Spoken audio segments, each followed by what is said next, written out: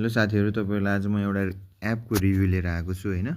यो एप चाहिँ 2078 को जनगणनामा आधारित तथ्याङ्कहरू राखेकोवाला हो हैन। 2021 लेखेको छ इङ्ग्लिसमा। सो ल्याङ्ग्वेज चोइसेसहरू पनि छ। यो एपमा चाहिँ घरधुरी र जनसङ्ख्या दुईटै तथ्याङ्क राखिएको छ। अनि बेस्ट पार्ट यहाँ प्रदेश, जिल्ला र स्थानीय तह छनौट गर्न मिल्छ हैन। सो यसमा अब विभिन्न तथ्याङ्कहरू हेर्न मिल्छ हैन। सो विभिन्न रेसियोजहरू अब तथ्याङ्कहरू के हेर्न मिल्छ भनेर डिटेल्स यता पनि छ।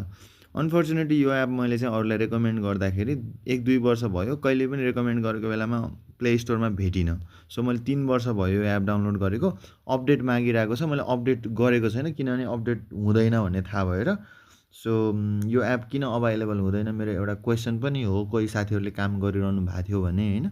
अनि प्लस यो एप मैले ब्राउजरमा पनि चेक गर्थेँ पहिला, त्यहाँ चाहिँ अभाइलेबल डेटाहरू चाहिँ देखाउँथ्यो जसरी यहाँ देखाउँछ। मोस्ट रिसेन्टली त चेक गरेको छैन, तर एपमै भएको भए बेस्ट हुन्थ्यो। कोही काम गर्ने, यसमा काम गरेको साथीहरू हुनुहुन्छ भने प्लिज यो एप फेरि अभाइलेबल गरिदिनु होला। यो बेस्ट कुरा छ। सो त्यही हो। Thank you.